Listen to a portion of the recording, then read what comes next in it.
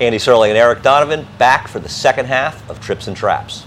The next race we're going to take a look at is the 5th race from September 20th. This was a maiden special weight for New York breds on the turf. Pretty good race because you had a couple horses that come out of maiden races on the turf at Saratoga. Horse we're going to take a look at here from the starts, the number 4, and this is Up for Love. This is a first-time starter from the Todd Pletcher barn. Getting off a little bit slowly, kind of going to get next to last position coming out of the gate there, and you're going to see him after this spot here. Just kind of basically fall off the screen, fall back, and be beaten about 10 lengths going down the backstretch here. Kind of an interesting race, though. The horse that's on the lead right now, the 11 Straight Story, really runs a big one here. This horse hadn't run on the turf, but had a race under his belt. Yeah, he had run. I think at Belmont a while ago. In fact, back in June.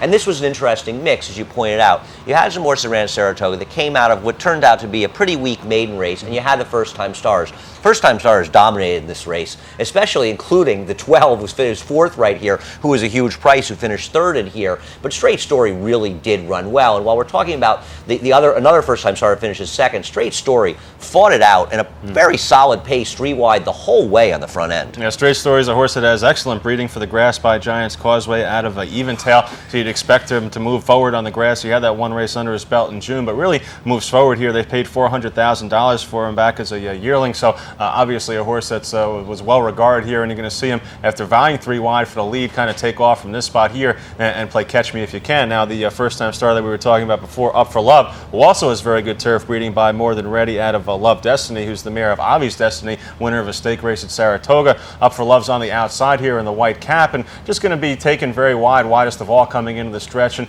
you know what, considering that it was his first start, I thought he ran pretty well in here, having to come from behind, having to make a wide move. He didn't get in a ton of trouble, but I thought he ran well here. Perhaps you can argue he hangs a little bit late here, but I think it's more of a case of Straight Story being a good horse than it is Up for Love hanging.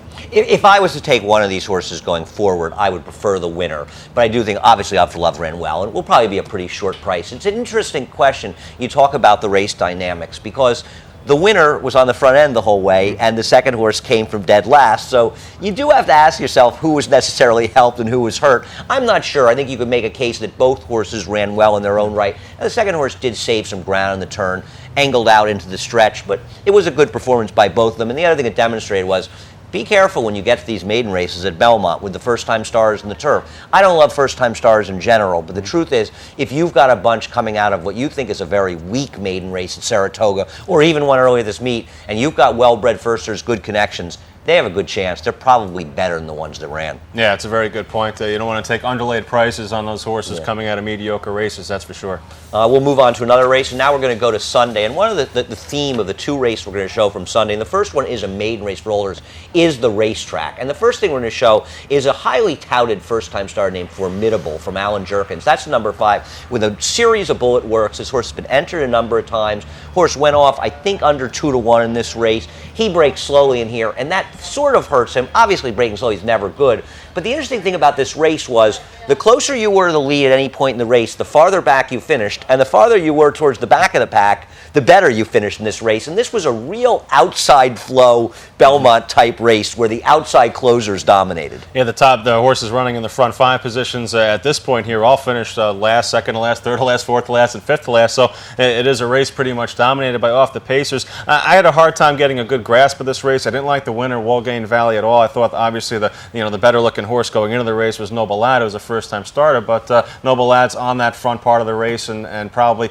taking the worst of it considering the race dynamics. Formidable, who I thought would have had some more early speed based on his workouts, is on the outside now in the white cap. Turns out maybe things turn out okay for Formidable in this spot after breaking a little slowly. Yeah, you could argue that it kind of helped him with the race dynamics, but he makes that move here and looks like he may win the race. Now, there's a McGahee Phipps horse that's made the lead here with a very perfect trip, saving ground, angling out. But of course, here's the winner, Wogan Valley, the less heralded entry after a couple of bad races in the entry. And this horse makes the last wide move, and that turns out to be the winning move. But I think this was a race where the trips and the race dynamics, the way the race was run, helped the horses in front. And this is one, especially hurt the horses that finished in front, and hurt the horses in back, whatever. I think you might know what. I think somebody must know what I'm trying to say. Hurt the pace setters, right. Help the closers. And Noble Lad, who was a highly touted 2-year-old purchase, $1.4 million last year, obviously had a lot of issues.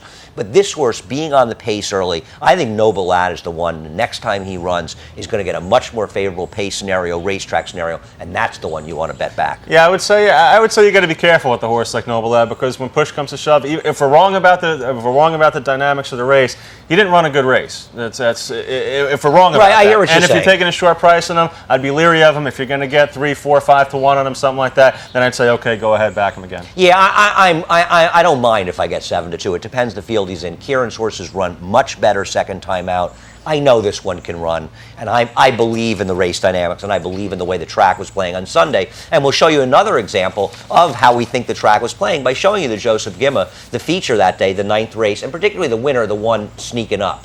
And there he is on the inside. Yeah, sneaking up is down on the inside, and brakes okay, but kind of doesn't have that early speed to keep up with the rest of them down inside here, and going to get himself into some trouble, herself rather, into some trouble a little later on in the race here. And we're going to see a pretty contentious pace going on up here. You got 3 or 4 horses vying for the lead. They're going to spread out a little bit here, but I thought all in all a pretty good pace for 2-year-old New York breds going 7 furlongs. Yeah, and Akalina, the favorite, is number 3, second on the inside, is forced by that inside post. And I felt that Akalina may have run the best race of anybody by finishing 4th in this race, a pretty close 4th, considering the way the track played and the dynamics of this race. He's battling in front. We're going to shortly see sneaking up in those pink silks, trying to make a move inside of horses towards the back of the pack. Just be patient. There, we'll highlight him in there, trying to move inside. We stopped it. There he is in last, and you'll notice he moves inside these horses. First of all, he's still on that dreaded inside, but also he steadies back here a length or so as he's trying to make his move. As the field heads around the turn, he is angling out to the good part of the racetrack on the outside, but still well back. Yeah, I mean, I would say that at this point, the pace scenario is going to help a horse from behind, but still, this horse has to make up a lot of ground, swing out past horses. I thought, regardless of the race dynamic or how the track was playing, still a very impressive effort by Sneaking Up, who's going to be on the outside now in the pink cap. As we roll up through the stretch here, you're going to see Sneaking Up closing very nicely on the outside of the track. And even though maybe she was set up a little bit by the pace and by the way the track is playing, I'd say she's a 2-year-old New York bred filly that has a good future in front Yeah, of her. she's a good horse. And the second horse, Ouchie Knight, if you'll notice, there she is moving between horses and Sneaking Up's on the far outside. Ouchie Knight, a very sweet trip towards the inside, but I don't think it mattered. More was a saving ground, but angled out when the real running was being done. And Sneaking Up makes a big run. The problem you get into is, let's say when these horses, a lot of them meet back on New York Bred Showcase Day. Now, let's say we've got an even racetrack or a track that's favoring more towards speed or something. Well, that's going to help a horse like Akalina and not necessarily going to work well for Sneaking Up. Yeah, I agree. Akalina, big test for Akalina in the Gemma. She was going 7 furlongs for the first time. She had a few races going shorter, but certainly of all the horses that were up on the pace, she was able to last the best in there, finishing a 4th, beaten, I guess, probably about a little over 2 lengths at the end. I thought a good performance by Akalina, but I'm also looking forward to the winner Sneaking Up. I think she's got a future, and probably a future at beyond 7 furlongs as well. Yeah, absolutely. This is actually a pretty nice group of horses, and you can see, at least at the finish, they were pretty evenly matched. That does it for our second episode of Trips and Traps. We appreciate your watching. Once again, we'll give you that email address. That's tripsandtraps@nairainc.com. And we really do want to hear your thoughts, and we hope we can get some and get to some races that we know you want to see, and not just ones we want to see. Absolutely. It'd be great to hear from the fans, as always. Thanks a lot for watching. We'll see you in the new episode next week.